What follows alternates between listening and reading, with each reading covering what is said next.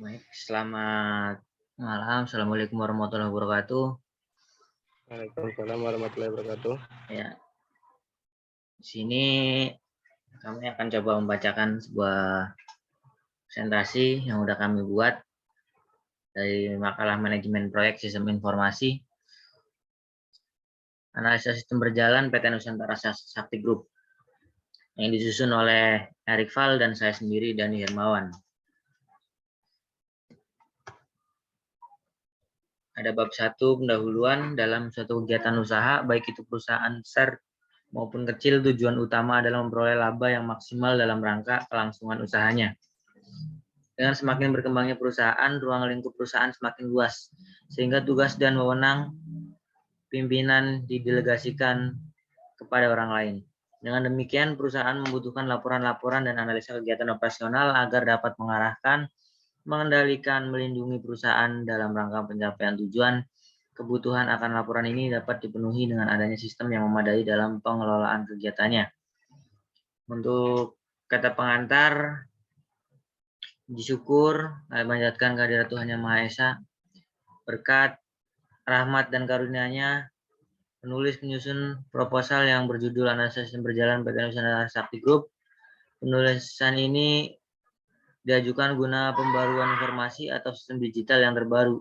Informasi yang terbaru ini diharapkan mampu menjadi salah satu upaya untuk meningkatkan kualitas kerja dan meringankan tenaga kerja dalam mengelola perusahaan tersebut.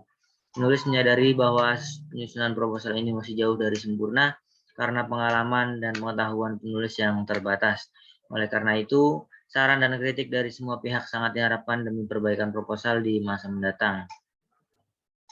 Ya, dalam sebuah perusahaan dealer Nusantara Sakti Group adalah perusahaan yang bergerak di berbagai unit usaha. Beberapa unit usahanya ialah ada dealer resmi motor Honda, bengkel resmi Honda, dana pembiayaan motor, dana pembiayaan mobil, jasa pengiriman, Honda Junipat, Honda Juni Oil, Indopat, Federal Oil, Ivaro Furniture, Property. Nah, dalam hal ini kami akan berfokus pada dana pembiayaan atau leasing ya, yang dikelola oleh NSC Finance yang berusaha dalam bidang jasa pemberian pinjaman atau pemberian kredit. Adapun pengertian tentang leasing.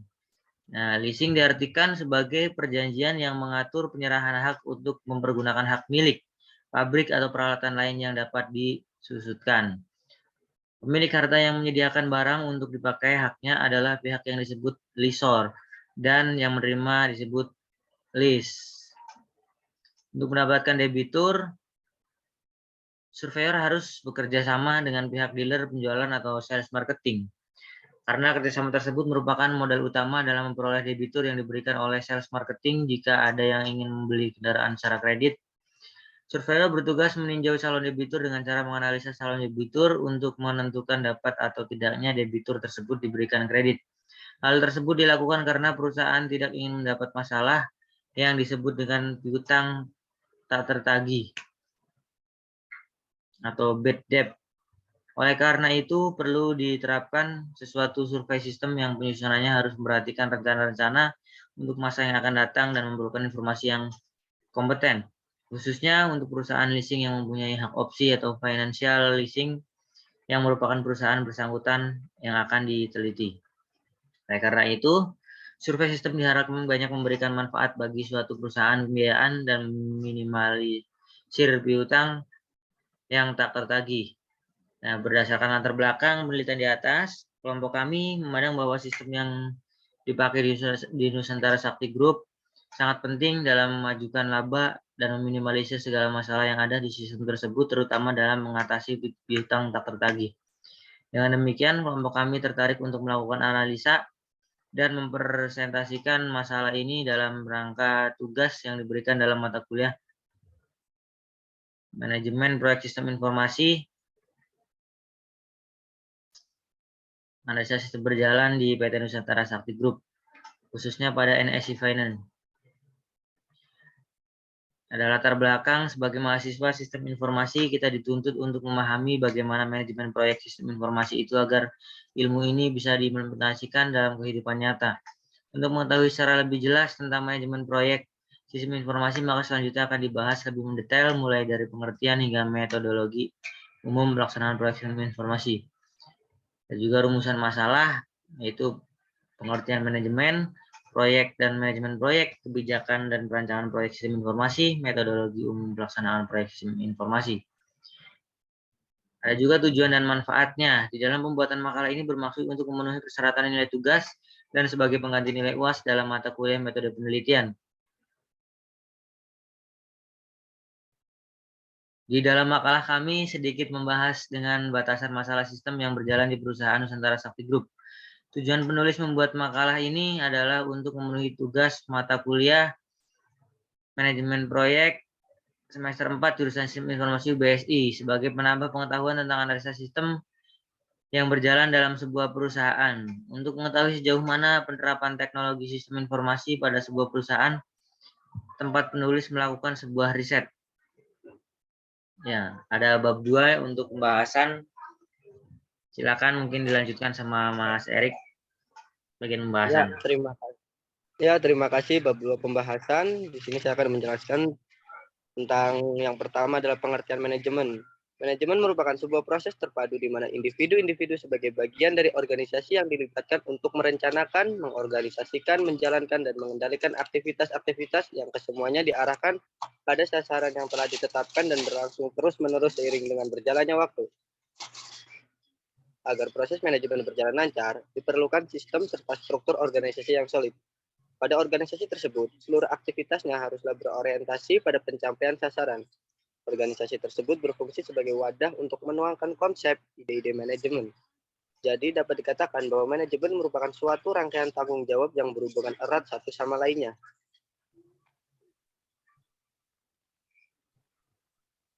Kemudian untuk pengertian proyek adalah merupakan suatu tugas yang perlu dirumuskan untuk mencapai sasaran yang dinyatakan secara konkret serta harus diselesaikan dalam suatu periode tertentu dengan menggunakan tenaga manusia dan alat-alat yang terbatas dan begitu kompleks sehingga dibutuhkan pengelolaan dan kerjasama yang berbeda dari yang biasanya digunakan. Menurut The Cleland dan W.R. King 1987, proyek merupakan gabungan dari berbagai sumber daya yang dihimpun dalam organisasi sementara untuk mencapai suatu tujuan tertentu. Timbulnya suatu proyek antara lain dilatar belakangi oleh pertama rencana pemerintah, misalnya proyek pembangunan jalan. Kemudian ada permintaan pasar, terjadi kenaikan permintaan suatu produk dalam jumlah besar, maka perlu dibangun sarana produksi baru dari dalam perusahaan yang bersangkutan. Misalnya suatu perusahaan akan memperbarui perangkat sistem kerja atau sistem informasi yang lama agar lebih bersaing. Kemudian yang terakhir, dari kegiatan penelitian dan pengembangan, diperkirakan dapat dihasilkan produk baru yang banyak manfaatnya dan peminatnya, sehingga dibangun fasilitas produksinya. Manajemen proyek adalah suatu usaha merencanakan, mengorganisasi, mengarahkan, mengkoordinasi, dan mengawasi kegiatan dalam proyek sedemikian rupa sehingga sesuai dengan jadwal waktu dan anggaran yang telah ditetapkan. Suatu pekerjaan rutin biasanya berlangsung secara kontinu atau berulang-ulang dan berorientasi ke proses. Sebagai suatu proses yang terus-menerus, pekerjaan yang rutin tidak dianggap suatu proyek. Manajemen proyek sistem informasi ditekankan pada 3 faktor, yaitu manusia, masalah, dan proses. Dalam pekerjaan sistem informasi, faktor manusia sangat berperan penting dalam suksesnya manajemen proyek. Pentingnya faktor manusia dinyatakan dalam model kematangan kemampuan manajemen manusia, a People Management Capability Maturity Model, or PM until CMM, yang berfungsi untuk meningkatkan kesiapan organisasi perangkat lunak atau sistem informasi dalam menyelesaikan masalah dengan melakukan kegiatan menerima, memilih, kinerja manajemen, pelatihan, kompensasi, pengembangan karir, organisasi, dan rancangan kerja, serta pengembangan tim.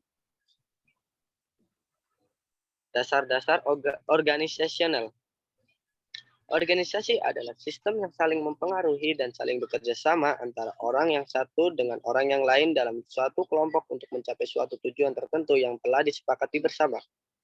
Organisasi merupakan sistem, maka terdiri dari beberapa elemen, yaitu yang pertama orang. Dalam organisasi harus ada sekelompok orang yang bekerja dan salah satunya ada yang memimpin organisasi tersebut. Kemudian tujuan.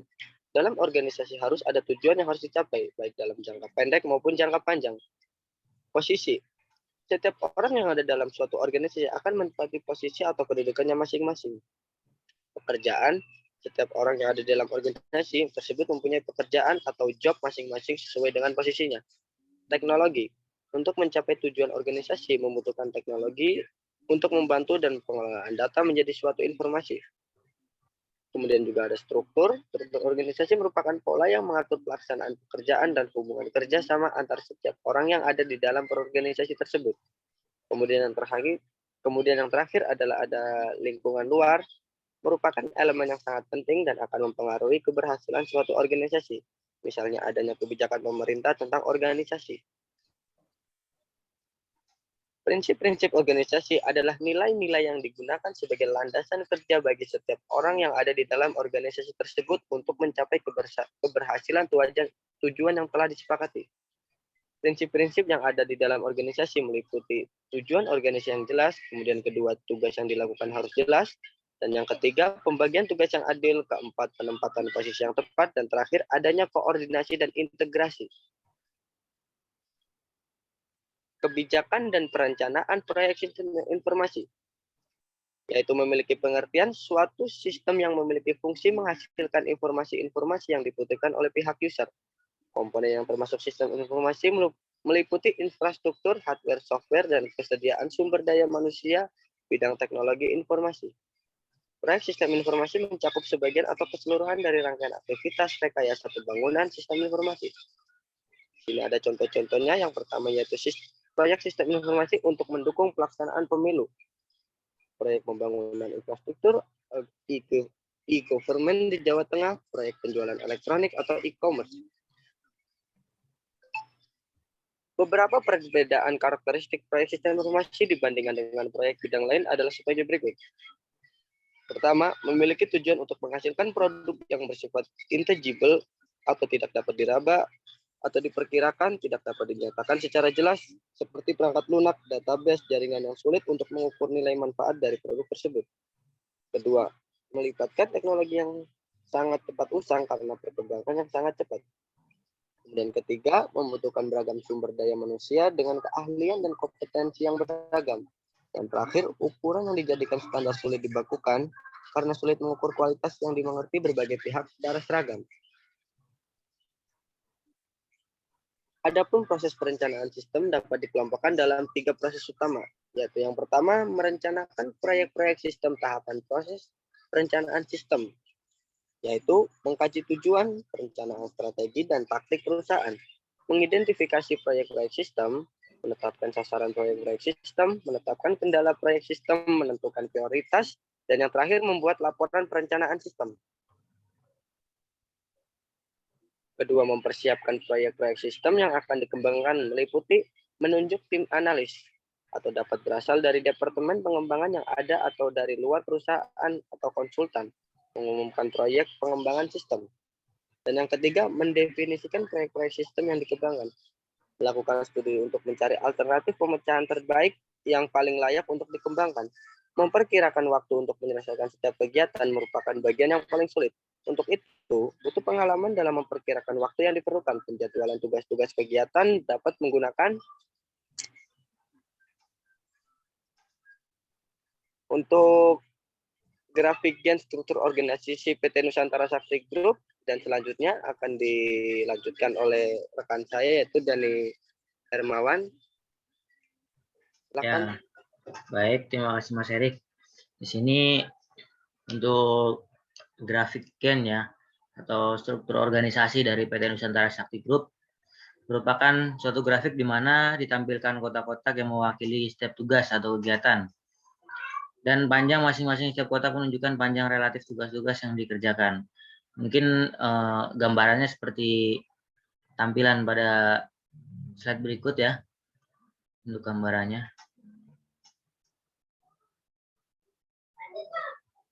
Ya, ada diagram air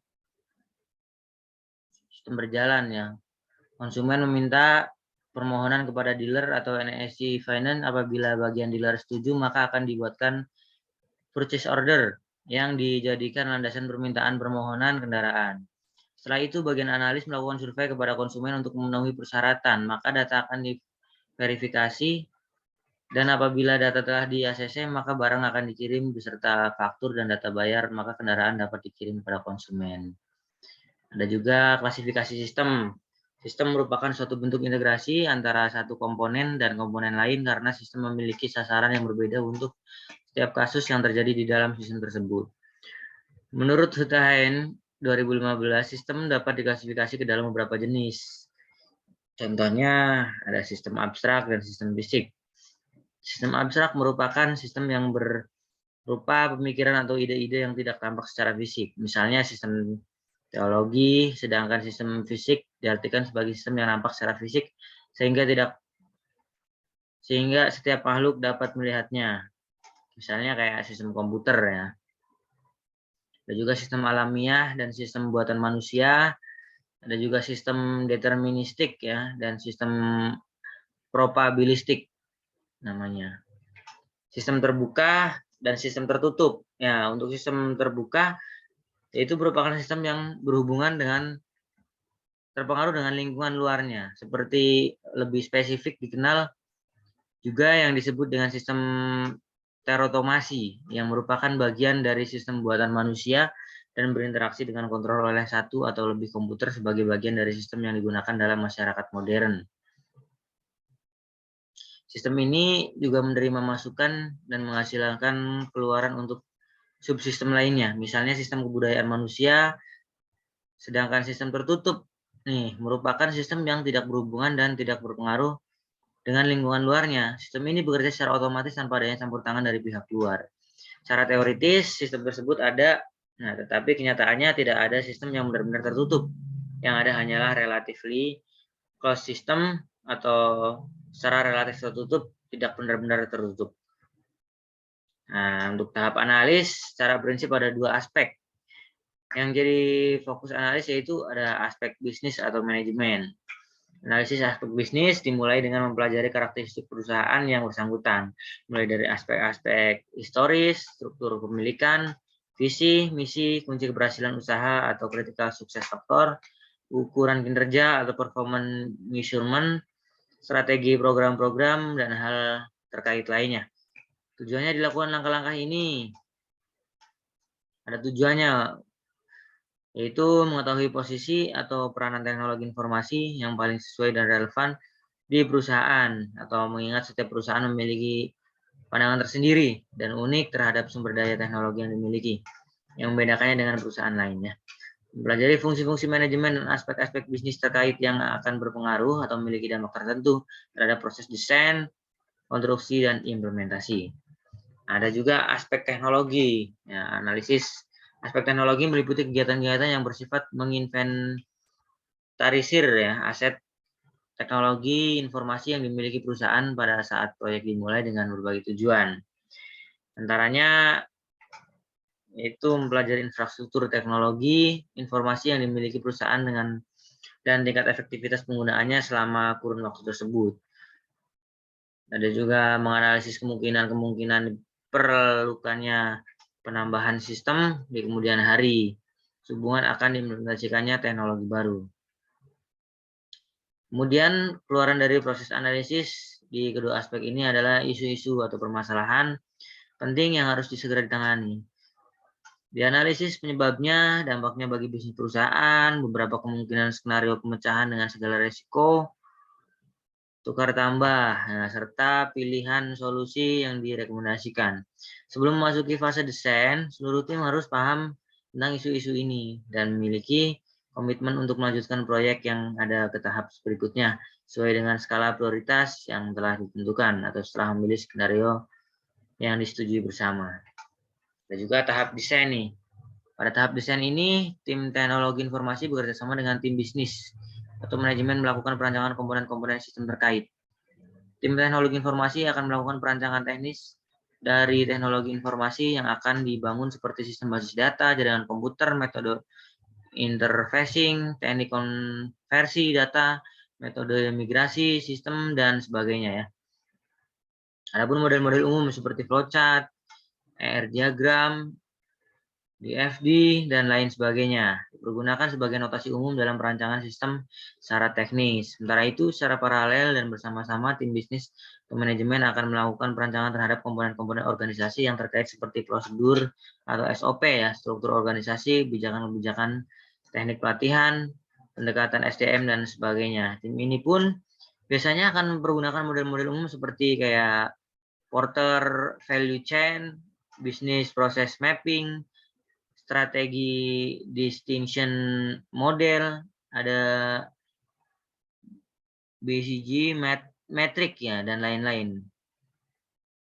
Ada juga tahap konstruksinya, berdasarkan desain yang telah dibuat, konstruksi atau pengembangan sistem yang sesungguhnya atau secara fisik dibangun. Tim teknis merupakan tulang punggung pelaksana tahap ini, mengingat semua hal yang bersifat konseptual harus diwujudkan dalam suatu konstruksi teknologi informasi dalam skala detail. Dari semua tahapan yang ada, tahapan konstruksi inilah yang biasanya paling banyak melibatkan sumber daya terbesar, terutama dalam hal SDM, biaya, waktu. Kontrol terhadap manajemen proyek pada tahap konstruksi harus diperketat agar tidak terjadi ketidakefisienan maupun ketidakefektifan dalam penggunaan beragam sumber daya yang ada, atau secara tidak langsung akan berdampak langsung terhadap keberhasilan proyek sistem informasi yang diselesaikan secara tepat waktu. Akhir dari tahap konstruksi biasanya merupakan uji coba sistem. Perbaikan-perbaikan bersifat minor biasanya harus dilakukan setelah adanya masukan-masukan yang timbul setelah diadakannya evaluasi. Adapun tahap implementasi. Tahap implementasi merupakan tahap yang paling kritis karena untuk pertama kalinya sistem informasi akan dipergunakan di dalam perusahaan. Biasanya pendekatan yang dipergunakan oleh perusahaan adalah pendekatan cut-off atau paralel ya.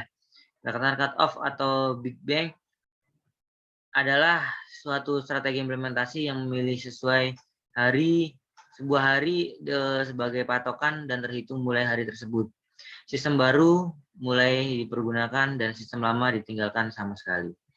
Pendekatan paralel dilakukan dengan cara melakukan pengenalan sistem baru sementara sistem lama belum ditinggalkan, sehingga dua buah sistem berjalan secara paralel atau kedua sistem tersebut bisa disebut testing environment dan production environment. Pemilihan terhadap kedua strategi tersebut tergantung pada perusahaan masing-masing biasanya. Karena masing-masing strategi implementasi memiliki keuntungan dan kerugian yang berbeda. Lepas dari strategi yang dipilih, pemberian pelatihan atau training harus diberikan kepada semua pihak yang terlibat sebelum tahap implementasi dimulai. Selain untuk mengurangi resiko kegagalan, pemberian pelatihan juga berguna untuk menanamkan rasa memiliki atau sense of ownership terhadap sistem baru yang diterapkan. Kemudian ada tahap pasca implementasi nih. Dari segi teknis, yang dimaksud dengan aktivitas-aktivitas pasca implementasi adalah bagaimana manajemen pemeliharaan sistem akan dikelola atau maintenance ya. Seperti halnya sumber daya yang lain. Sistem informasi akan mengalami perkembangan kemudian hari, hal seperti modifikasi sistem, interfacing ke sistem lain, perubahan akses sistem, penanganan terhadap fasilitas pada sistem yang rusak, merupakan beberapa contoh dari kasus-kasus yang bisa timbul dalam pemeliharaan sistem. Disinilah perlunya dokumentasi yang baik dan transfer of knowledge dari pihak pembuat sistem ke SDM. Ya, kemudian ada bab 3, penutup. Silakan mungkin Mas Eri bisa ditutup kalian. Terima kasih. Ya, untuk bab 3-nya penutup, di sini ada beberapa kesimpulan ya. Pertama, manajemen merupakan sebuah proses terpadu di mana individu-individu sebagai bagian dari organisasi yang dilibatkan untuk merencanakan, mengorganisasikan, menjalankan, dan mengendalikan aktivitas-aktivitas yang kesemuanya diarahkan pada sasaran yang telah ditetapkan dan berlangsung terus-menerus seiring dengan berjalannya waktu. Menurut Cleland dan W.R. King 1987, proyek merupakan gabungan dari berbagai sumber daya yang dihimpun dalam organisasi sementara untuk mencapai suatu tujuan tertentu. Manajemen proyek adalah suatu cara mengelola, mengarahkan, dan mengkoordinasi sumber daya manusia atau material di saat mulainya sebuah proyek hingga akhir untuk mencapai suatu tujuan yang dibatasi oleh biaya, waktu, dan kualitas untuk mencapai kepuasan. Suatu sistem informasi dapat dikembangkan karena adanya kebijakan dan perencanaan terlebih dahulu. Tanpa adanya perencanaan, sistem yang baik, pengembangan sistem tidak akan dapat berjalan sesuai dengan yang diharapkan. Tanpa adanya kebijakan, pengembangan sistem oleh manajemen puncak, maka pengembangan sistem tidak akan mendapat dukungan dari manajemen puncak tersebut. Lepas dari berbagai variasi proyek-proyek teknologi informasi yang ada, seperti pembuatan aplikasi, penerapan perangkat lunak, konstruksi infrastruktur jaringan, dan lain sebagainya, metodologi yang dipergunakan secara umum adalah sama. Setidak-tidaknya ada 6 buah tahapan yang harus dilalui: perencanaan, analisa, desain, konstruksi, implementasi, dan pasca implementasi.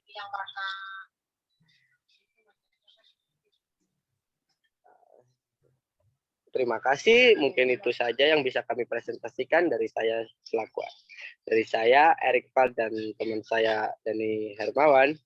Kurang lebihnya mohon maaf. Kritik dan sarannya dipersilahkan kepada teman-teman dan juga Bapak dosen. Sekian dari kami. Assalamualaikum warahmatullahi wabarakatuh. Waalaikumsalam warahmatullahi wabarakatuh.